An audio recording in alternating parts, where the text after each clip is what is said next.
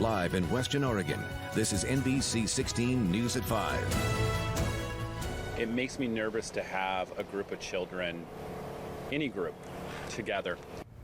Uneasy and uncertain about heading back to school. This as school districts across Oregon are developing plans for fall, which some parents say is frustrating. Good evening and thank you for joining us. I'm Jacqueline Mazer. The state of Oregon is working on a plan to get students back into the classroom this fall. At a webinar today, the head of the Oregon Department of Education acknowledged just how much of an undertaking it's going to be. We know that we carry this heavy responsibility to ensure the safety of our children, our staff, and the families they return to each day. Parents, you may start to hear the word cohorting, where a specific group of students and teachers are kept together.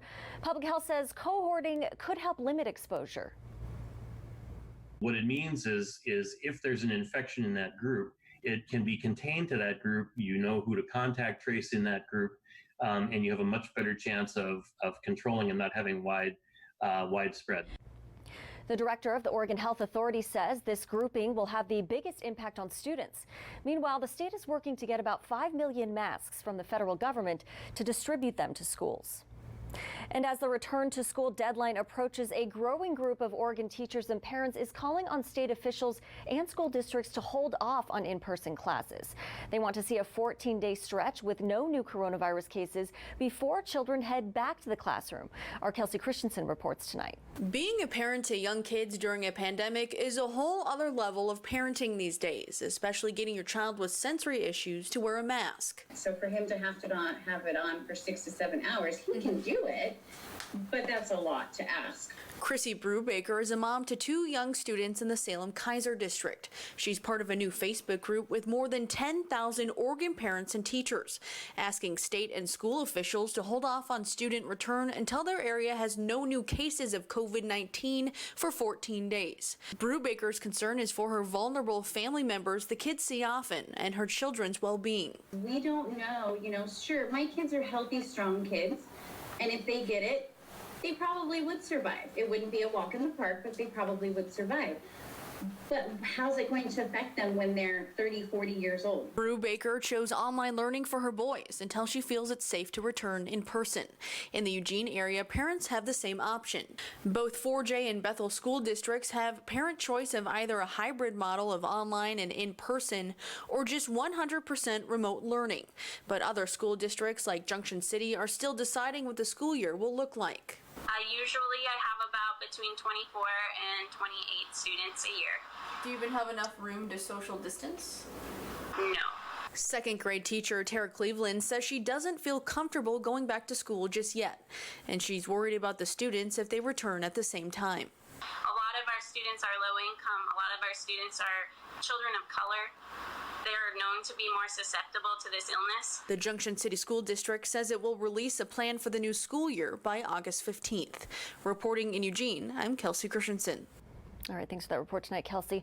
Now, the group says the caravan parade in Salem is planned for next Monday in hopes of attracting more attention to their demands. The Oregon Department of Education says schools will select a return model based on multiple factors.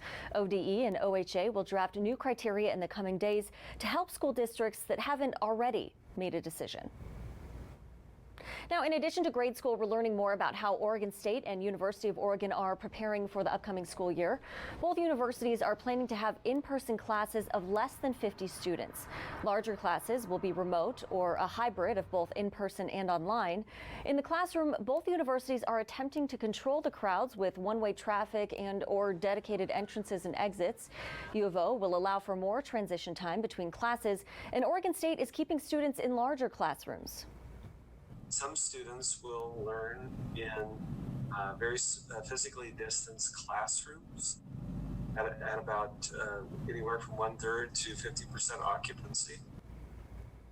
Both schools are getting rid of triple occupancy dorm rooms. Oregon State has partnerships with local counties and is planning to randomly test up to 4,000 people weekly to help gauge if COVID cases in the area are increasing or decreasing. Both universities are also working on isolation areas. UO is setting aside entire section of residence halls for the possibility. Under Governor Brown's rules, both campuses require people to wear masks indoors and outside if they can't maintain at least 6 feet of social distance. Turning to coronavirus cases statewide, Oregon Health Authority reports 331 new confirmed and presumptive cases. That's more than 15,700 cases across the state. 2 more deaths were reported today, also raising the state total, unfortunately, to 273. Multnomah County still has the most cases with more than 3,700. Continuing coverage on protests in Portland. Early this morning, federal officers tear-gassed Portland Mayor Ted Wheeler and a crowd of protesters as they stood at the fence surrounding the federal courthouse. Mayor Ted Wheeler was met with opposition, chanting, and was even asked to resign last night as he attended protests. He took questions from people for hours. Meanwhile, Portland police declared a riot just after 12:30, but say they did not help with a federal response or make any arrests. And the situation in Portland doesn't appear to be calming down anytime soon, but what impact will this have in the future? Our Stephanie Rothman spoke with University of Oregon professors about what protests mean, not only for Oregon, but for the entire country. She joins us live tonight. Now, Stephanie, what are their thoughts on the protests in Portland? Jacqueline, it certainly means quite a lot for those in Portland and now Chicago as well, as President Trump plans to send federal officers there as well. A University of Oregon political science professor and law professor, they both believe this is an unprecedented time in history. The main question is whether or not sending federal officers is constitutional. Well, the law professor I spoke with says technically yes. The president has the power to send officers to protect federal property. The difference is there are numerous reports of officers straying from the courthouse and taking protesters for questioning off-site. This, she says, is a violation of rights. They cannot, grab a person and, detain them against their will, which is an arrest, without probable cause to believe they committed a crime, and not just any crime, but a federal crime, right? Because they don't have any authority or power to be there enforcing, the laws of Portland and the laws of Oregon.